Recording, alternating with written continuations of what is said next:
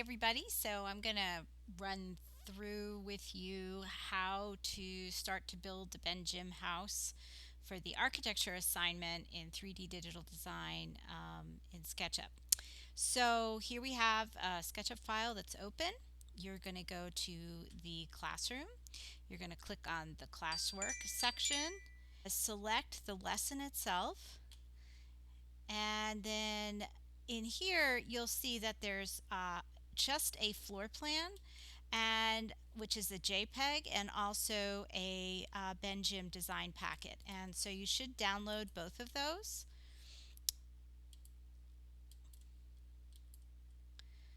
And so the JPEG is what you're going to be using in to create the floor plan.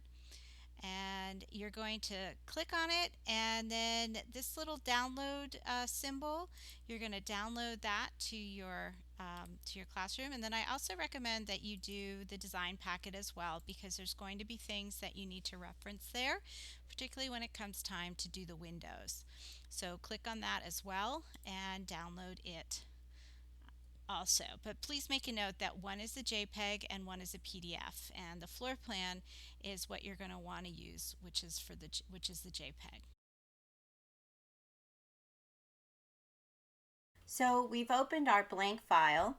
Make sure when you open your new file that you select feet and inches. So now we're going to bring in our BenJim JPEG to use as an underlay to make our floor plan and scale it accordingly. To do so, we're going to go up to File, Import, and when the Finder opens up, we're going to navigate over to Downloads, and you're going to select BenJim. You may have to navigate around for it. Make sure that you have, when you import, make sure that when you import that you are importing it as an image. There are other options here, textures or matched photo, but we're not using those. We're going to use it as an image. Then click Import. Navigate over to the feet of the character and click. It'll disappear for a little bit, but then just bring your cursor out about that distance and click Enter for it to anchor. Next, we want to change the view because we really want to look at this from the top. I'm going to go up to Camera, Standard View, and click Top.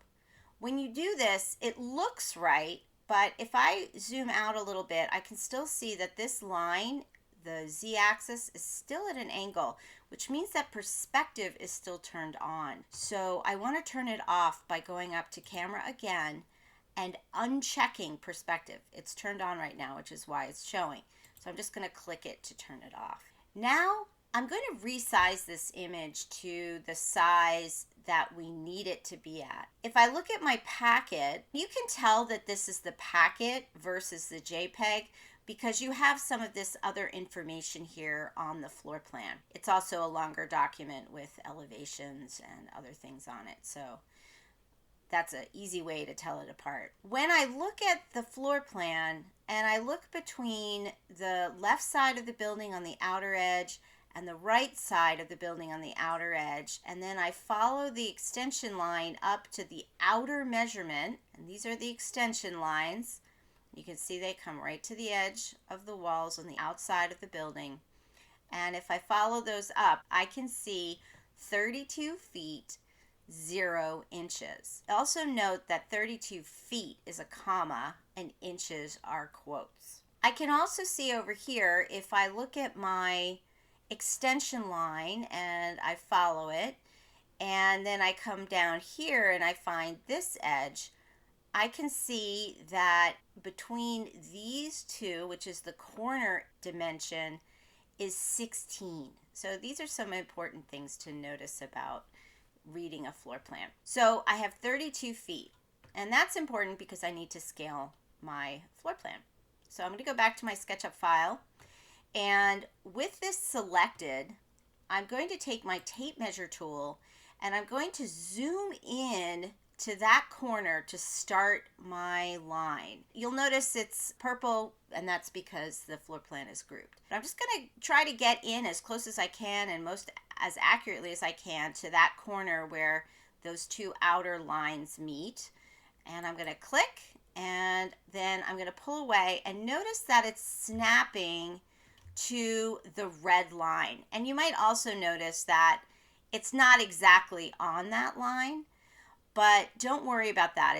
It has to do with the scan of the JPEG. But what is important is that you keep that line snapped to red, because that is going to give you the most accurate dimension. And then I'm going to zoom into where I think the upper edge and the right hand side lines, these two lines here, would meet. And so I'm going to guess a little bit, but this looks pretty good. And I'm going to click enter.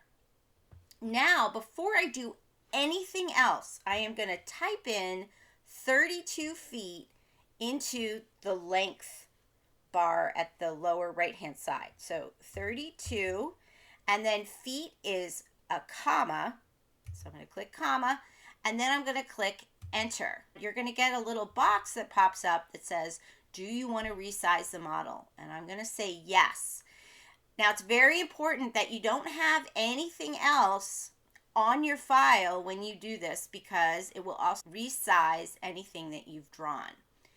So now, if I look at my image in relation to the character, which is down here, I can see that this is much more accurate. Next, I'm going to draw my first line. I'm going to take my pencil tool, and I'm going to come again here into the corner, and I'm going to try to match as close as I can, like I did before with the tape measure tool, to the corner, and I'm going to click and drag, and then I'm going to try to get it in as close as I can, and then click and type in 32 feet. I could also look at that measurement box and see if it's correct. All right, so now I know this line is 32 feet. Now, while I have this here, I'm going to talk a little bit about tags and turning tags on and off, because we're going to be using this in our model. So we actually have a line here, and we have this image. But at some point, we're going to want to turn off that image. So in order to do that, we're going to need to make tags. We're going to go to the window, and we're going to select the tag layer. And we're going to then go to the window again and select Entity Info. You need both these windows up in order to apply things to tags. So I'm going to make my first tag, call it Floor Plan. Then I'm going to make another tag by going up to the plus sign, and I'm going to call this Walls. Once I have those two things created, now I can apply the things here to them. Now I'm going to select my floor plan, and I know it's selected because it has the blue box around it. And over here in Entity Info, I'm going to click the drop down box, and I'm going to select Floor Plan. You'll see that when you add something to the tags window, it will also add it to the Entity Info box. If I go up to Floor Plan and I turn this eyeball on and off, the floor plan will disappear. So that's very handy. And now I could select this line that I started, and I could put that onto Walls. And so now I can turn that on and off too if I want to. Next, I'm going to finish creating the first part of the house. I'm going to come up to the corner here with my pencil tool, snap it on the end point, and remember that I said you can see from the extension line here that the corner extension is 16 feet. So I'm just going to draw my line, snapping it to the green, and type in 16 feet, comma, right, for feet. Now I'm going to bring it over, and I know that this is 32. Make sure that it snaps to the red, 32 feet. And now I'm going to bring it straight up, and you'll see that it, in the box down in the length area, that it's 16 feet. And it's also snapping to the green, so I know it's correct. And once it's correct and coplanar, it will fill in. Then I'm going to make this bottom part. And in order to do that, I need to lay some guidelines down. So if I look at the dimensions here, I can see that there's an extension line that comes to the outer part of this lower part of the house, the living room area. And if I look at my corner dimension line here, it's 8 feet. So I'm going to just pull a guideline 8 feet from the left hand edge, and then from the right hand edge I'm going to do the same, because you can see right down here it says 8 feet. Here's where you're going to notice that the drawing actually is kind of inaccurate. We know that our SketchUp model is correct, but the actual drawing does not really match up with where the 8-foot outer wall is. But we're going to follow the dimensions instead of what we see on the plan. And I'm going to fill in the rest of that. So I'm going to click here and I'm going to type 16 feet. And I'm going to do the same thing I did before, come across 16 feet. It's very nice that these are whole numbers. And now I'm going to do the same thing. I'm going to click on the endpoint and look at that. If we look at this measurement, it's 16 feet also. So now we know we have that total T-shaped. I'm going to take my eraser tool. I'm going to delete the guidelines. And then I'm going to go ahead and I'm going to delete this center line too, because we don't actually need this part. And here we have our T-shape of the house. So now I'm going to make the walls. But before I do anything else, I'm going to select this. I'm going to triple click it so that I select all the lines and I select the shape. And I'm going to make sure that all of this is put on the wall layer, so we know that it's separate from the floor plan. All right, so now I'm going to use the offset tool, which is right next to the scale tool. I'm going to mouse along the edge. Do not do this from the middle or from the corner. You want to mouse along the edge so you get that red square. You're going to click and you're going to drag in just a little bit, and you're going to type in 6 inches. And to get inches, you're going to click Shift and then the quotation marks, and you can see that it shows in the lower right hand corner 6 inches, and you're going to hit enter. So right here are your walls. As soon as you do that, you can see that these separate out. If I mouse over it, I have this, and that these walls are actually separate. So this is all well and good, but we can't see the floor plan anymore. And so here's where we have to change something. What you're going to do is you're going to go up to View. In order to see through this, we need to go to X-ray style, which is located under Face Style. These are different face styles. The one that's commonly used is shaded with textures, which is what we use so that we can see the gray and we can see what's highlighted, both the lines and then the surfaces. But in X-ray mode, you can actually see through. And here is where we're going to start to lay out our windows and extra walls. Keep in mind that you can always change this floor plan. Again, we're building on a pad, so this area here, which is the stairway down to the basement, will not be here. So this actually offers you an opportunity to either make the bathroom larger or the kitchen larger. And you can pretty much play with the placement of these walls. The one thing that should sort of stay standard is this area for the chimney, or I think in other classes we've said that we should leave at least a 3-foot by 5-foot box so that we have an area for utilities. By utilities, we mean like a furnace and a water heater and the electrical panel. So you could locate that over in this area if you wanted to. This is the bedroom. This is the bath area and the kitchen, and then you have a large living room here that looks out over a patio. And we're going to be adding the patio, but we're just going to be doing it a little bit later. Here we are again with our outer walls done. We're looking at it in X-ray view. And at this point, I would like to think about where I want to put the walls. So whatever you decide to do is totally up to you.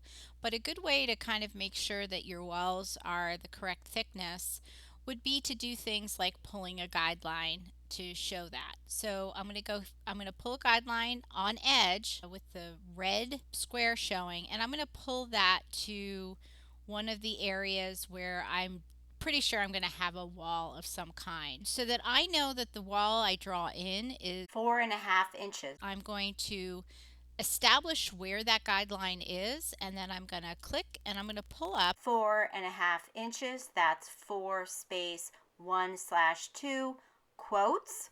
click enter. And I'm going to do that actually for any of the walls that I think that I'm going to have. And in this case, I'm going to eliminate this step here, and I'm probably going to put the second wall right here. And then I'm going to pull another guideline over. 4.5 inches. And I am going to leave the bathroom approximately in that space. So I'm also going to add, that means I'm going to add a wall here too. And pull. 4.5 inches. And so here I can start to work with the framework of what I want to do. And then I'm going to go ahead and start to put these in. So I know that I'm going to eliminate this wall here. So it's really up to me on where I want to start this wall. And maybe I want this to all be open, pretty much the living room. So I'm actually going to start my wall here, and I'm going to pull across um, to that here. And then I'm going to pull from here to the up arrow to there, and I'm going to come across again on the red axis, click there, and then I'm going to let my inferencing kind of show me where I need to put things. And remember that you can always hit escape to get out of a tool, and you'll notice that when I'm pulling these lines down, it's turning green, and that lets me know that those are on the green axis, which I want so that everything is parallel. And in this mode, you're not going to see the surfaces turn gray because we're in X-ray mode. If we change this out of X-ray mode, and we go to, and remember, X-ray mode is under view, and you're going to go to face style and you're going to turn that off. Then you would start to actually see what these walls might look like. For now, I'm just going to leave it like this. Turn on X-ray, and I know that my lines are in here. Now, I also know that I'm probably going to have a door right here, so I'm just going to make that opening now and put those lines in. And remember, you might want to get close. So we know that if we go to the window and door schedule, this is a number 3 door. So if I look at that, I also added this here so that you guys can see how to read the window and door schedule. So that was a number 3 door. If I look at the example here, number 3 is 2.5 feet wide by 6 foot 8 or 7, depending on what type of door you want. But I know it's 2.5 feet. So what that means is that when I come over here and I pull my guideline over for where that door should end, I'm going to pull it over 2.5 feet. So I'm going to take my guideline. I'm going to zoom in so that this pulls from the center. And I'm going to pull 2 feet. So it's 2 feet space 6 inches. And that shows me that this is going to end right here. So I'm going to take my pencil tool and I'm going to draw that line there. Now what I'm going to do is I'm going to use my eraser tool to eliminate any line work that I don't want. So this is going to be a little jog in here because remember you always you need a little bit for the return of the wall, 6 inches usually. So this is actually kind of a little small. I might want to move my door closer to over here and then pull it over. But I'm going to eliminate these lines because a door is going to go right in here. This is the linen closet. These lines are not quite as crucial. I think I'm going to leave that linen closet in there, and so I'm just going to go ahead and draw this in because realistically, a linen closet door is really nothing that's going to be very structural, so I'm not going to really worry too much about my spacing. Now that's a 4 door, so I'm going to go back and I'm going to look at my number 4 door. And that one is 1 foot 6 inches wide. And remember that the width is always on the left hand side and the height is always on the right. So I'm going to go back here. So we said that that was 1.5. And so if I make this my door here, I'm going to take my guideline tool. I'm going to zoom in. I want to get that middle part. And I want to do 1 foot space 6 inches. Type that in. So right here is the opening for my door. So then I will come right here and make that door space. And again, I'm going to erase in between here so that I can get rid of those. I'm going to erase this right here as well. and also over here. So now when I look at my walls, I have the walls for the bathroom and I have the walls for the bedroom here. Now I could also go in and just make sure that my spacing here for my 3 door, so this is another 3 door, which we know is 2.5 feet. So I could just double check my measurements. So here I have 2 feet 10 inches.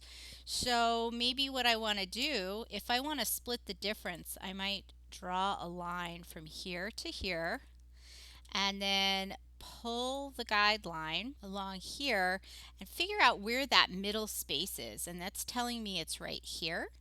So then if I know that this is 2.5 feet, half of 2.5 feet is 1 foot 3 inches. So then I could just pull a guideline from here, 1 foot. Well, we want to do it on the edge, right? So 1 foot 3 inches and 1 foot 3 inches from the other side. Foot space 3 inches. And so now I know that the return on the wall here is going to be right here. So I'm going to quickly draw that in. I'm going to maybe go all the way up um, to the edge here and then draw across like that. And also, whoops, you got to be careful about being too far away because it will snap to things that you don't want it to. And then I'm going to eliminate this line and I'm going to eliminate that line and then these lines because all I really want is the return in that wall. And I can always pull that back over when I add my door. And here I'm not going to have a door, so I'm just going to leave it like that. I think I'm going to use this area as my space for the utility closet. I'm going to put it as part of the bedroom. I might also hide it back in here too. That could be an option. Maybe I'll make a small pantry and I'll hide that space. But we know that it has to be 3 feet wide by 5 feet long. So if I pull a line here and I type in 3 feet, I know that the space would come out to here. And then from here is 5 feet. So 5 feet. So right in here would be the space for my closet in this section for the bedroom. Maybe I want to have it over here, which I might do. I think I'm going to move it over there. But whatever, I'm going to go ahead and set up my walls. So I've put in my walls here and I'm pretty much leaving it as an open floor plan. But I just wanted to show you that if you want to get rid of all those guidelines that you made, you can just click the eraser tool and erase around the outside of your model and get rid of them. Now I'm going to turn the X-ray tool off and I'm going to do that in view, face style, and turn it off. And here you can see my walls. So I still have a little bit of editing that I have to do here. I just want to make sure that I have all these walls separate. And my door is going to be here. This is the kitchen area. This is my utility area and the bathroom. And then I've kind of left the area in the front open. So now I'm going to turn this and I'm going to pull up my walls and I want to show you how we're going to do this. So I'm going to change my camera view.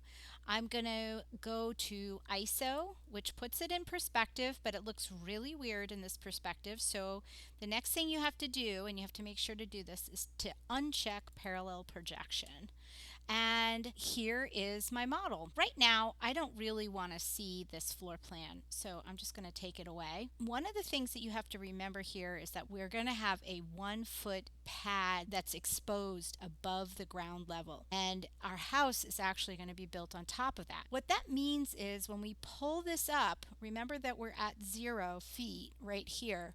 That means that when we pull our walls up, we're not going to pull them up 8 feet. even though it says in the BenJim, you can see right here, it says the height is 8 feet. But we also have to take into account that 1 foot that we have. So that means we're going to be pulling it up 9 feet. So what I'm going to do is I'm going to mouse over the exterior walls. Now I could do the exterior walls or I could do the interior walls first. Doesn't really matter because it's probably all going to come up at the same time. So actually what I'm going to do is I'm going to pull up the middle part and I'm going to type in 9 feet. And then I'm going to use inferencing. I'm going to use inferencing and have those walls match what I did to that first wall. So here you can see here are my walls. Now, the floor is still at 0 height. So I want to now bring that up 1 foot. And I'm just going to pull it up and I'm going to type in 1 foot. So it's one and single dash. And now my floor is at 1 foot. We're going to be adding windows and doors here. So we want to make sure that we remember that the floor is at 1 foot because that's going to be important. We have to build everything up off that 1 foot mark. So to remind myself of that, I'm going to take my guide tool and I'm going to type in 1 foot. And I'm going to do this all the way around the building, and I'm going to use inferencing to do it. And you can double check your work. I can kind of like snap it over there. I'm going to turn this around and I'm going to continue all the way around the building, making sure that those guidelines are in the right spot because that's going to be really important when you start to put in your windows and your doors. Now that one just went through. And we're going to do the same thing here. Oops. And here you can always check your work or type it in. The best thing to do is to type it in actually. Sometimes we get lazy and we use the inferencing, but if you really want to make sure that you haven't accidentally pulled it out, you will want to know that you've put the guideline up there. All right, so in the next video, we're going to be adding the holes for the windows and doors.